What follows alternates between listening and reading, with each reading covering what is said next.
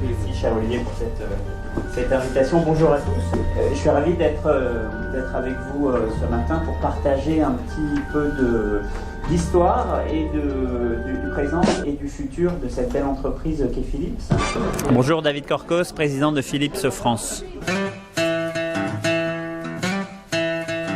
Philips, société qui a 125 ans aujourd'hui, 100 ans dans le monde de la santé, se réinvente en se consacrant exclusivement à la santé et au bien-être.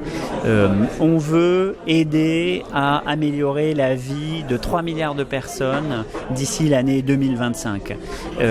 Et pour ce faire, on investit dans toute une série de domaines pour créer une médecine beaucoup plus de précision, une médecine préventive, personnalisée et prédictive.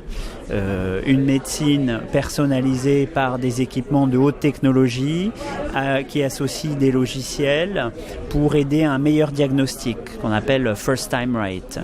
Une médecine beaucoup plus personnalisée qui va rassembler les différents éléments de l'imagerie, de la génomique, de l'anatomopathologie pour aider des équipes pluridisciplinaires à poser le bon diagnostic. Voilà, et avec des équipements qui embarquent des logiciels qui vont aider les professionnels à poser le bon diagnostic la première fois. On investit beaucoup, 1,7 milliard tous les ans sur 17 milliards de chiffre d'affaires, donc 10% de notre chiffre d'affaires investi en recherche et développement. Deuxièmement, on réalise des acquisitions. On a réalisé une quinzaine d'acquisitions depuis 18 mois. On est très actif dans le champ, par exemple, des maladies cardiovasculaires. On est le leader européen du traitement mini-invasif des maladies cardiovasculaires.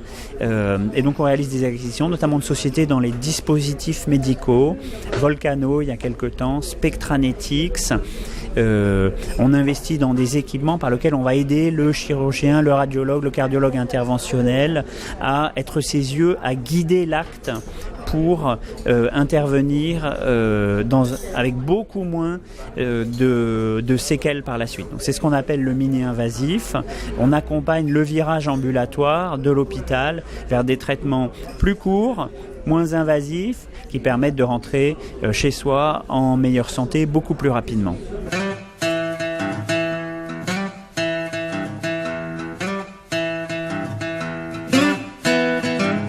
On investit dans la qualité. La seule réponse à cette défiance, qui est parfois légitime, c'est la qualité. La qualité dans des équipements irréprochables, la qualité aussi dans des logiciels qui doivent donner des degrés de sécurité importants pour protéger les données selon le respect des normes françaises et internationales. Donc la réponse à cette défiance, c'est la qualité.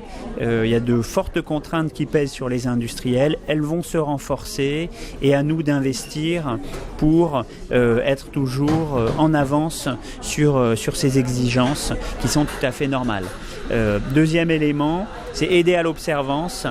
Plus ça va aller, plus on va essayer d'aider les patients à être mieux observants, et en étant mieux observants sur des traitements qui leur font du bien, on va aider à cette qualité des soins, et du coup derrière on va peut-être réduire une partie de cette défiance.